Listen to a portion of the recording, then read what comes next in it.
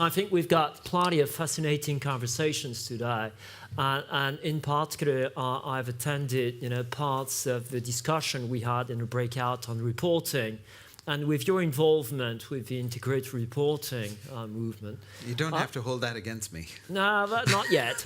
But I was wondering whether you could share with us maybe your kind of, your take, of the day. Maybe from a more conceptual level, what do you see is happening? Because I think one of the things we're very often forgetting when we talk about technology is that we see how technology is changing the things that we do, but we don't see how technology is changing us and the way our brain is functioning. How do you see things going on? Well, that question in itself feels to me like there are quite a few pointers that I could be picking up on. I definitely think that we are used to using technology to deal with our existing problems. Yeah, exactly. And so that we take for granted. We know how to go look for solutions that allow us to do what we're doing today either faster or deal with any of the hurdles that we're facing. I guess it's worth asking the question, are we still wanting to do the things that we've been doing for the last 100 years? Can we? Well, let's explore. What is it that we've been doing for the last 100 years? We've got used to the idea that when we want to understand how a business works, we understand that we put financial capital into the business. And then we want to track that financial capital through the business, so through all the activities of the business. That's what I've learned accountants do. And we track it with inordinate detail. We understand what happens to that money.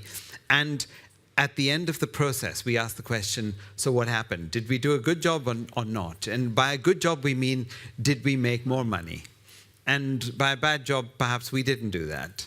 And then we reward the people who provided the money in the first place. We have an inordinate reward for them. And the whole system of business is largely about doing that. And for the last 100 years, we've developed fantastic systems that enable that to happen. And technology has been applied to simplifying and accelerating all of those activities. The question is, what do we understand business to look like today? Now, if we just took that one issue, that we are taking financial capital and tracking it through our businesses, and we say, well, actually, there's more than financial capital going into a business. There's human capital, there's the environment, there are ideas, there are relationships. Do we ever ask the question, so what happened at the end of all of our activities? What was the plus or minus on relationships? Do we even know how to answer that question? Well, perhaps not. What was the plus or minus on ideas in the business? We don't track those things. We don't know how to do it. And we don't have good answers for it. So one easy way that we could say, well, things have changed, is that we are looking at a broader set of issues than we ever have before, because they're driving a better understanding of how an organization works. It's not just about tracking money. So if you're an accountant in the room, and if all you've ever done is tracked money and tracked the processes relating to money, then you've got a wider job to do. That's basically it. But let's explore that same question in another way, which is, are we still in the same environment that we used to be in? And I'd say that the flow of corporate information has completely changed over the last 5 to 10 years.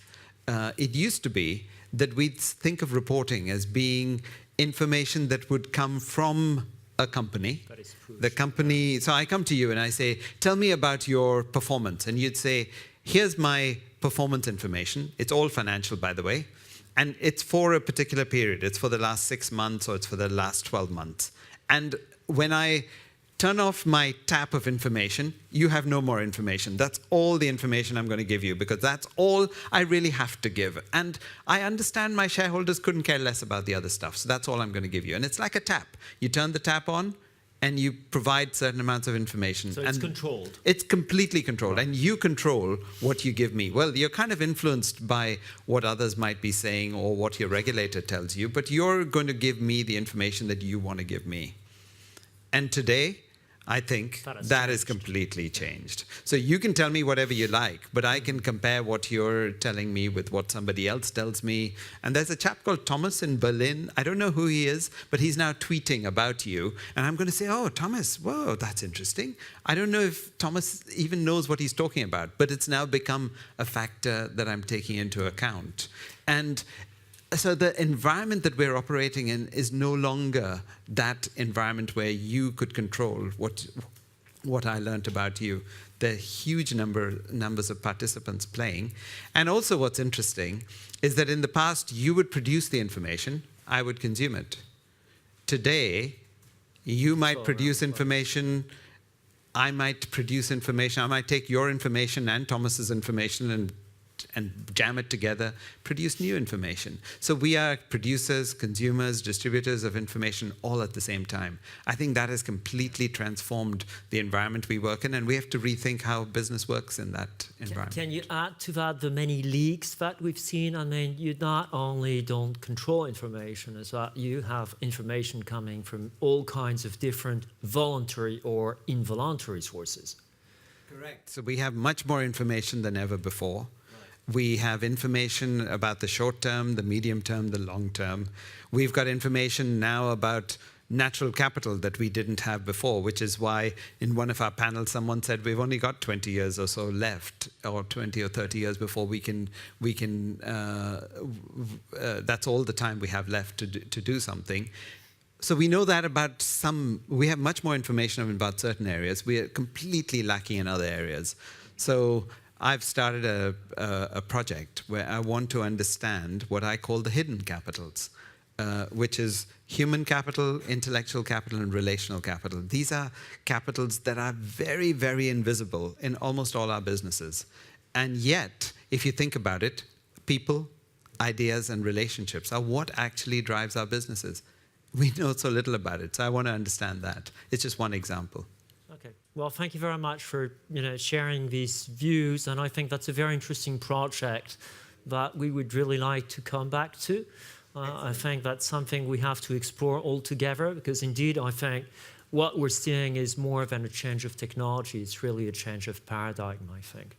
Excellent. Thank you very much. Good. Well, thank you very much for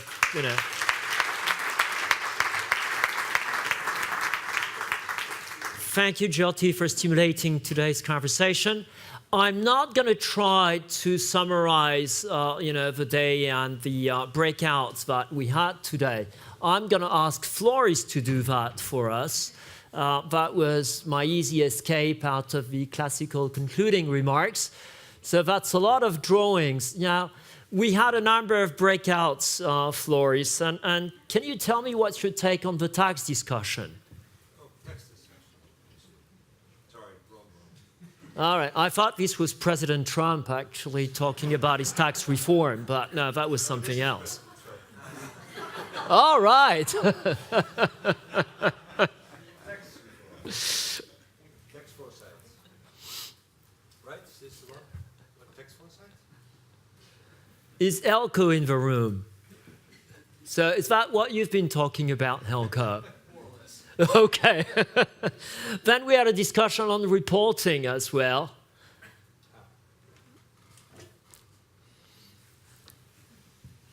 So that's a data lake. Okay. Jyoti, I think this is something you should be thinking about, because you talked about the reporting model as being, a tab that you open or close. And what we have on the picture here is a lake. I would see the information world today probably more as an ocean than a lake.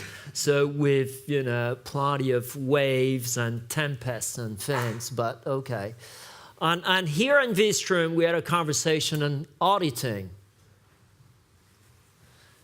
Is that the moderator of the audit session? No, okay. Good.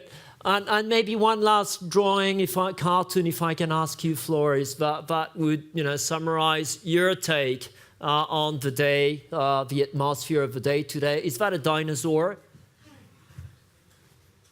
Oh, this is the long one. It's sort of all of the cartoons rolled into one. All right. You're in a hurry to leave. Well, we can keep them in the room. There's a cocktail, and it's not ready yet.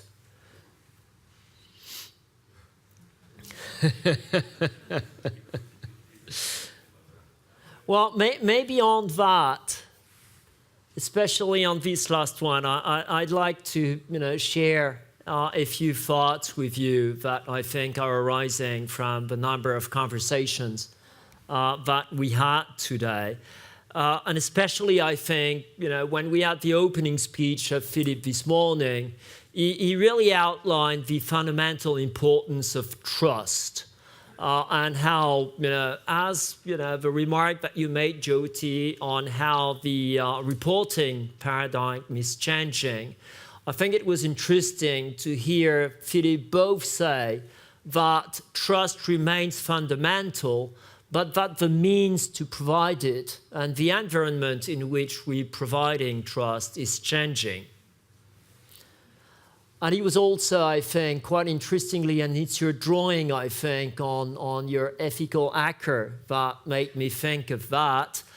Philippe was also making a very good point on how accountancy firms and the profession as a whole is adapting. And I think Martin, who came, was a living example of how the firms are adapting, hiring new kinds of people, and having this ethical hacker. I was wondering whether we should, call the firms hack-hunting firms or something like that. But I thought there was an interesting transformation, in motion on how we're adapting to new means. And also, I heard, in the conversation this morning, Clara also outlining how transparency is very important. And if you combine, the need for trust and transparency, I think this is really the core business of accountants. So that's definitely something that we have to continue working on.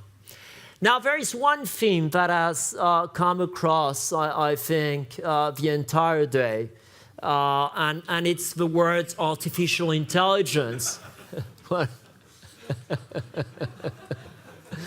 So which one is which? Well, I think we can give a big hand to Floris because it's been...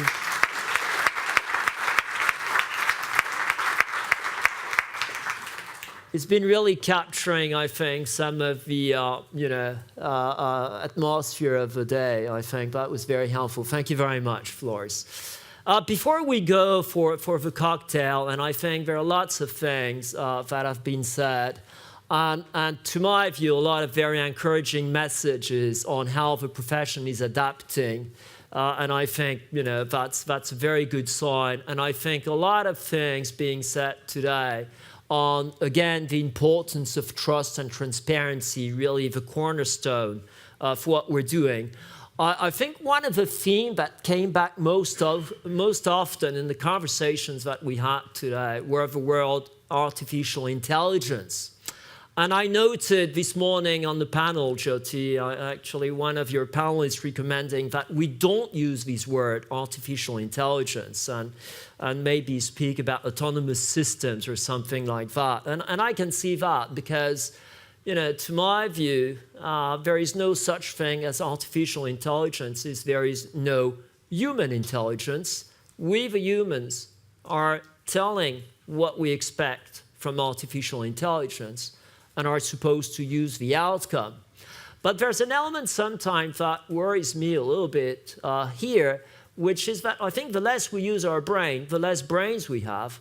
And I came across a survey, actually, by a bunch of Norwegian scientists not very long ago, who actually found out that the average IQ per generation is going down.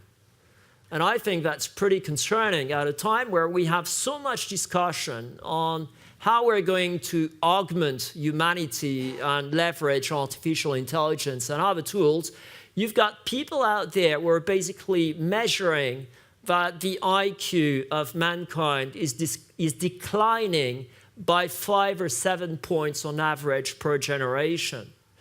And some people are saying that this is an outcome of environmental condition, and we spoke a lot about the environment today, which I find quite interesting in a conference on new technologies. But we also, spoke about technology, and other scientists are actually saying that technology might have a role in how our average IQ is declining from generation to generation. So I think there's really something we need to think about here.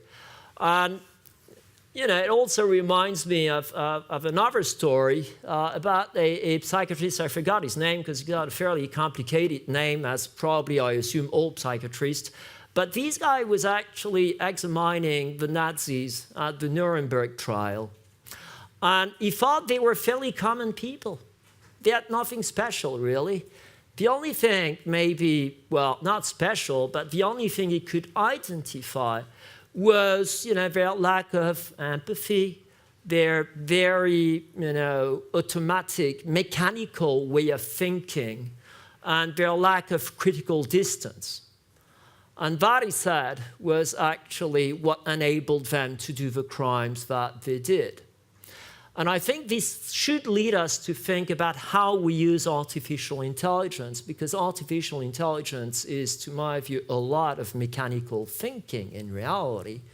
And I think it is important that we maintain, our own capacity to judge. Because will artificial intelligence actually have the critical distance to look at itself and the processes it's running? Will artificial intelligence, exercise doubt and moral judgment? Will artificial intelligence be skeptical? I'm not sure. But one thing I know is that auditors can be skeptical. Well, more than that, they are skeptical and they must be skeptical. So I think, with all the hype around these new technologies development, we should also keep very close to our heart what makes us human, what makes us capable of producing artificial intelligence. And we should really reflect, and that's why we set up this conversation this morning on ethics and technology, what will help us make the best possible use of technology and not use technology to turn it into a kind of nightmare as in 1984, which sometimes seems not to be really science fiction with, of course I'm referring to the Orwell novel, with what we've heard this morning. So I thought I was also gonna point on some of the conversations that we had today, because as I said, I was really interested to see how in all of the conversations that we've had, the environmental question came back, although it was not at all on the agenda today. And there's another quite interesting fact around that, is that with all these new technologies, all these machines that we're using, well, they're full of plastic, they're full of lithium. Just to take two examples, plastics, in 2050, there's going to be more of it in the sea than fish. And lithium, probably in 50, 100 years, maybe we're going to run out of lithium already, and consumption is going like that. So we've got an environmental problem with our new technologies. And you've got people, if you're trying to understand the dynamics a little bit here, you've got people actually explaining that the environmental impact of cloud computing and data center is actually basically leading to an increase of carbon emissions of about 30%. That's significant. And that is quite a big contribution of these new technologies to global warming. But on the other hand, we've got also people explaining that the potential of cloud computing is helping us reduce carbon emissions by more or less the same number, by the way, 20 or 30%. And what that tells me is that it is extremely important that when we talk about these issues, well, we change the approach we have. And we maybe go into the direction that Jyoti commented about. We need integrated thinking. We need integrated reporting. And above all, I think we need external assurance on all these things. because you can't, have on the one hand people claiming that they're making a 20% contribution to reducing carbon emissions, and on the other hand, scientists saying no, they're contributing to increasing them by 20, 30%. And I think the difference here is going to be in the quality of standards and also in the important role that people who can provide an ethical judgment, and I mean judgment, on what is being done and independent external assurance on what is being said is going to be even more critical, I think, in the future. So on that note, maybe that's a couple of themes we could explore in a future digital day, because I think it was great to see so many of you coming to the second edition. I don't have a Slido question on that, but I would very happily ask for a show of hands. Do you want us to do a third digital day next year? Okay. Well, if you really want us to do a next edition, I would ask you to join me in thanking my team, because they've done a fantastic job. We've got some colleagues here, some others in the background. I would ask them to stand up, because I think they really deserve a big round of applause. So thank you very much.